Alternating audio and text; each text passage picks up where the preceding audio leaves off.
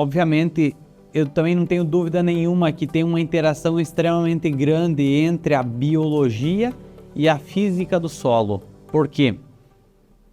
A biologia e a física do solo, muitas das vezes, elas são áreas que às vezes a gente esquece que elas são correlatas.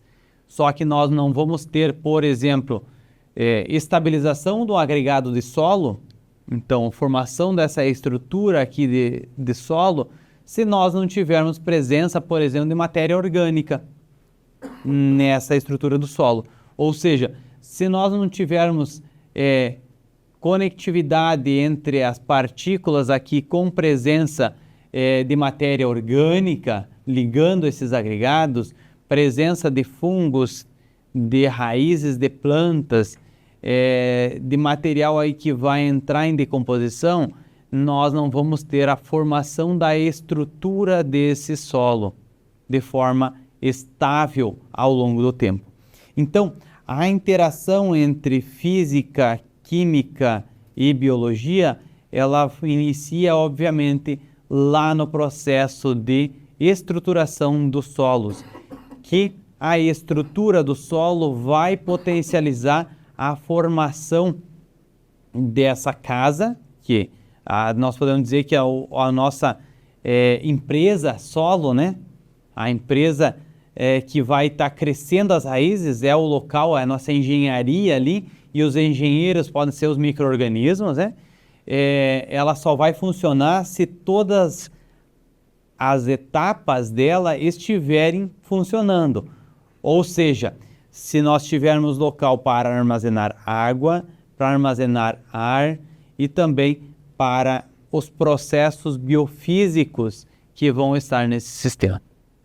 E aí, os processos microbiológicos envolvidos, nós podemos estar modificando eles rapidamente, dependendo da condição estrutural desse solo.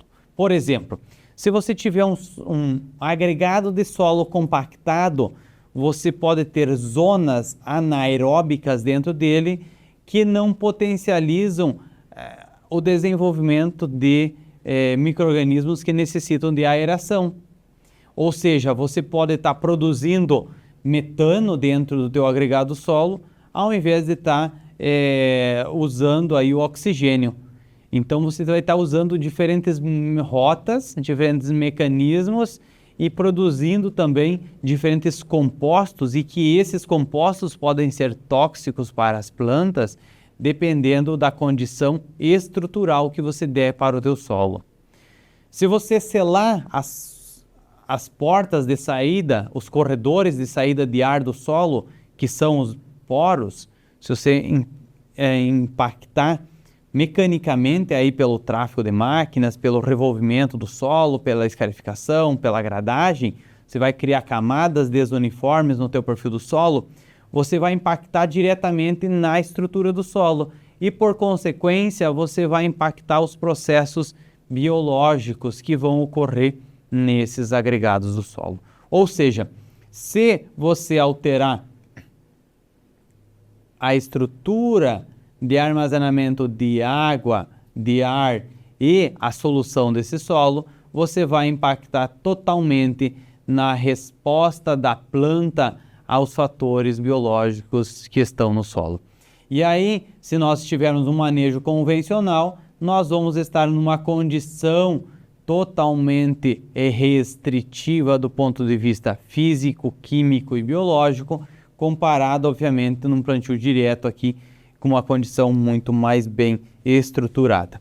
Ou seja, não somente a correção química do solo importa, mas a correção física e a estrutura biológica desse solo é extremamente importante para nós termos estabilidades produtivas ao longo das safras.